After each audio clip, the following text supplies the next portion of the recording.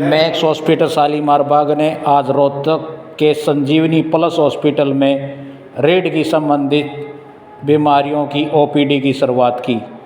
इस अवसर पर डॉक्टर जितेश मधवानी ने बताया कि अब हर महीने के दूसरे व चौथे शुक्रवार को सुबह 10 बजे से दोपहर 12 बजे तक संजीवनी प्लस हॉस्पिटल रोहतक में ओपीडी उपलब्ध रहेगी।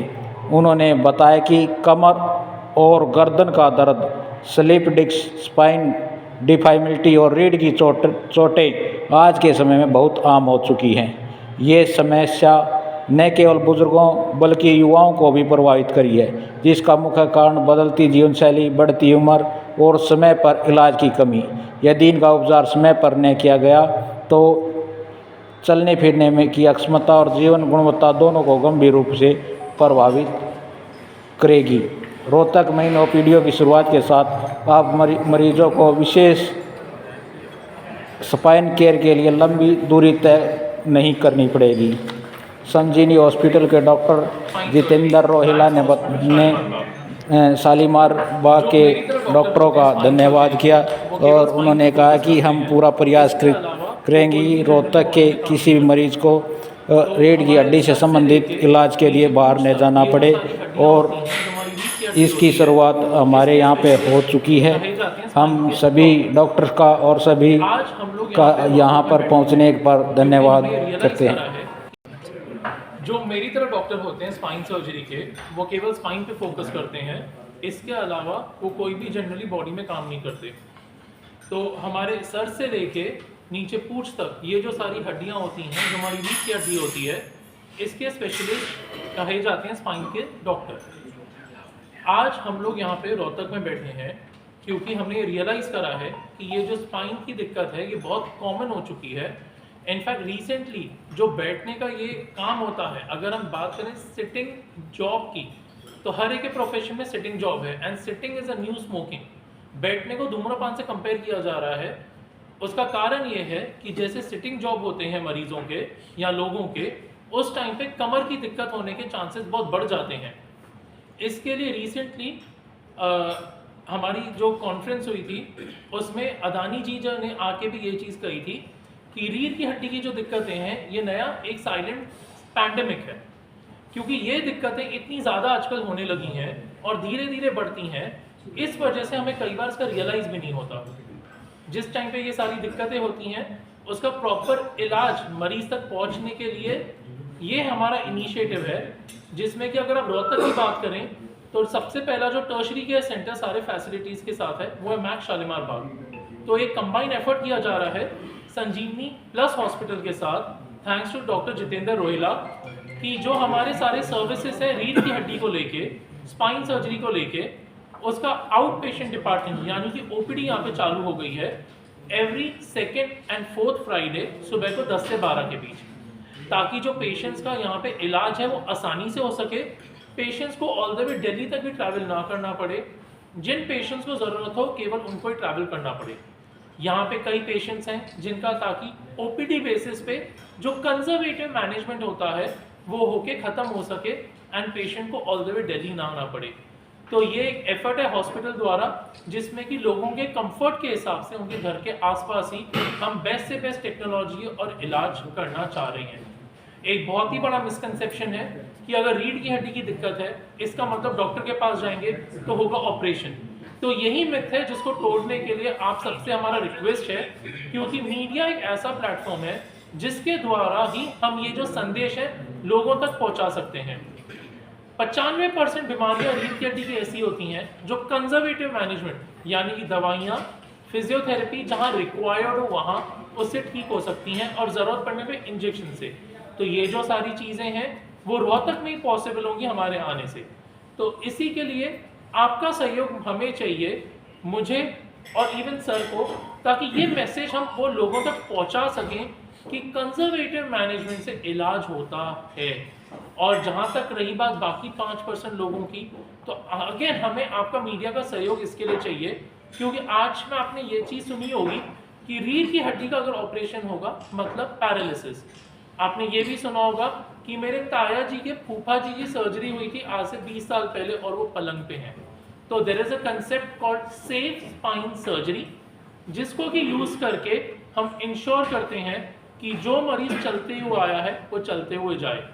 हमारा जो काम है, डॉक्टर साहब ने देखा है, इसी के लिए डॉक्टर साहब के सहयोग के साथ इस कोलैबोरेशन के द्वारा हम ये सारे सर्विसेज रोहतक में चालू करना चाह रहे हैं, ताकि रोहतक की जो पॉपुलेशन है अपने कन्वीनियंस से इलाज यहाँ पे करवा सके। सर नमस्कार।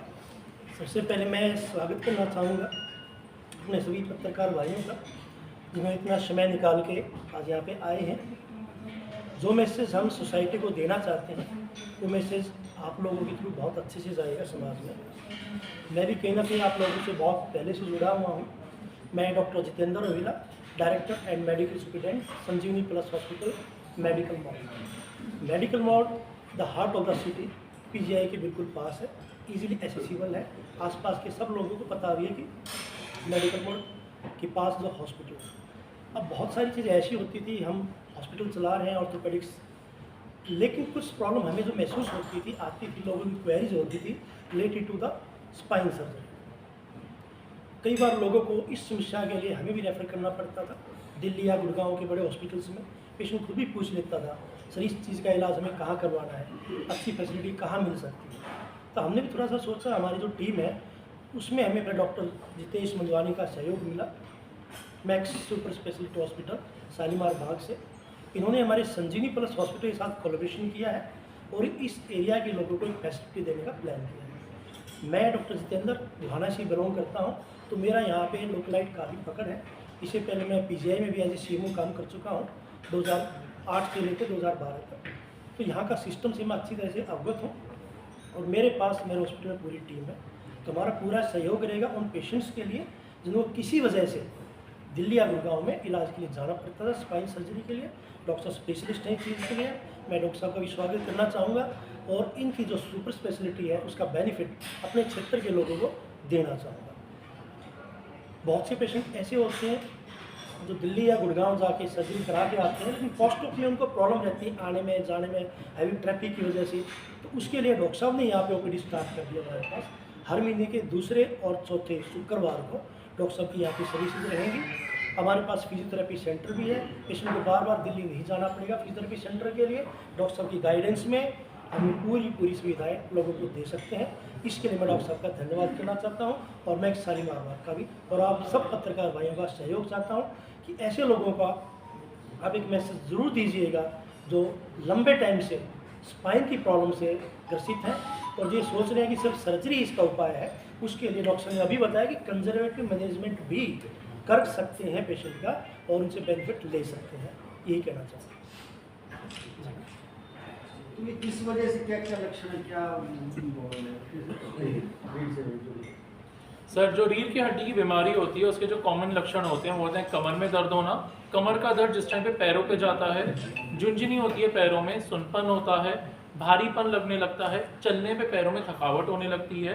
तो इसका वास्ता निचली कमर के साथ है। उसके साथ जब भी किसी को गर्दन में दिक्कत होती है उससे हाथों में झुनझुनी होता, हाथों में दर्द होना हो सकता है। आपने कई बार ये भी सुना होगा लोगों को कि मुझे सर्वाइकल की बीमारी है। तो सर्वाइकल के लक्षण क्या होते हैं? हाथों से काम करने में दिक्कत होना, बटन लगाने खोलने में दिक्कत होना, औरतों के केस में ज्वेलरी ना पहन पाना, सिग्नेचर्स हैंडराइटिंग चेंज हो जाना, बैलेंस खराब होना, और सबसे इम्पॉर्टेंट बात जो आई एम श्योर आपको भी सुन के शौक लगेगा वो है पेशाब और टॉयलेट का कंट्रोल। तो पेशाब और टॉयलेट का भी कंट्रोल रीढ़ की हड्डी से ही निकलता है। तो कई बार लोगों को ऐसा लगता है कि हमारी उम्र की वजह से हमारे पेशाब पे अंतर आ रहा है और हमें कब्जी हो रही है, बट उसका वास्ता होता है रीढ़ की हड्डी में नसों के दबाव के वजह से। तो ये सारे कॉमन सिम्टम्स हैं जो कि मरीज हमारे पास आते हैं इस तरीके की रीढ़ की हड्डी की बीमारी लेके।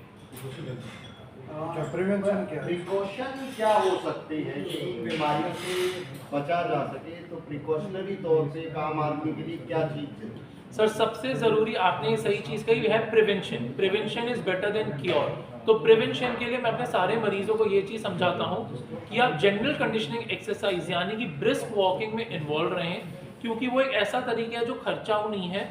उसके लिए आपको केवल अपना टाइम खर्चना है।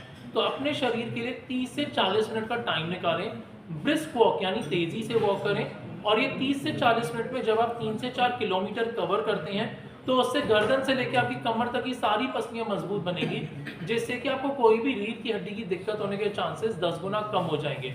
तो मेरे सारे मरीज इतना वॉक करते हैं, उनका जिस भी तरीके से इलाज हो, ताकि रेकरेंस भी प्रिवेंट करना हमारे लिए ज़रूरी है। दूसरी बात, जिनका सिटिंग जॉब होता है उनके लिए वर्क एर्गोनॉमिक्स बहुत ज़रूरी है। वर्क एर्गोनॉमिक्स है साइंस बैठने के तरीका। जिस टाइम पे हम लंबे टाइम तक बैठते हैं उस टाइम पे किस तरीके की हमारी टेबल होनी चाहिए, चेयर होनी चाहिए, कितना हमें एक टाइम पे बैठना है, किस तरीके से हमारा आर्मरेस्ट होना चाहिए, डेस्कटॉप कैसा होना चाहिए, लैपटॉप कैसा होना चाहिए, डिटैचेबल कीबोर्ड कब यूज़ करना चाहिए। तो ये सारे बैठने के तरीके के पीछे की साइंस है जिसको बोला जाता है वर्क एर्गोनॉमिक्स। जब मरीज उसको इस तरीके से फॉलो करेगा तो उसको ये सारी दिक्कत होने की संभावना बहुत कम हो जाएगी।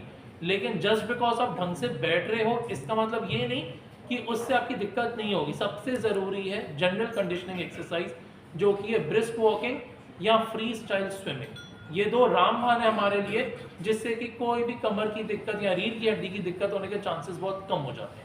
एक आजकल सोशल मीडिया के माध्यम से भी लोग घर में ही इलाज करना शुरू कर देते हैं, तो क्या वो कितना सही है? सर देखिए, आजकल सोशल मीडिया जो है वो दोनों तरफ हिट कर सकता है। इसी के लिए हमने आज आपको यहाँ पे बोला है जागरूकता बढ़ाने के लिए। अगर आज मेरा कहीं घर पे कंप्यूटर खराब होता है, मैं YouTube पे वीडियो देखकर उसको खोल के ठीक करना चालू कर दूंगा, तो मैं 100% श्योर हूँ उसका सत्यानाश करूंगा मैं। आज अगर डेट में हमें आपकी ज़रूरत है तो हमें आपको यहाँ पे बुलाए हैं, इनवाइट किया है, तब आगे एक प्रॉपर मैसेज आप आगे एक प्रॉपर मैसेज स्प्रेड करेंगे। तो ये सारी चीज़ें एक एक्सपर्ट के ऊपर छोड़ना ज़रूरी है। अगर आप रिसेंटली देखें तो ये जर्मनी की बात है, जहाँ पर कि घर के अंदर डिलीवरी करने की कोशिश करी थी कपल ने, जिससे कि उनकी वाइफ और बच्चे दोनों की मृत्यु हो गई। तो ये जो हम लंबे टाइम की पढ़ाई कर रहे हैं, 15 साल लगते हैं एक स्पाइन सर्जरी का एक डॉक्टर बनने में, और 15 साल की पढ़ाई के बाद 15 साल का एक्सपीरियंस जब है, तो उसको YouTube के एक आधे नॉलेज, गूगल के एक आधे नॉलेज पे हम जस्टिफाई नहीं कर सकते।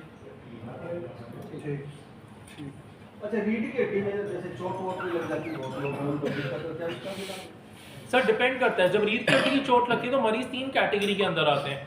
पहले वो जिनको चोट लगने के बाद नीचे छूने की शक्ति का एहसास और सारी हरकत होती है, तो उनमें अगर वो फ्रैक्चर स्टेबल है तो हमें कुछ भी नहीं करना होता, अनस्टेबल है तो फिक्स करके फिर चलाना होता है।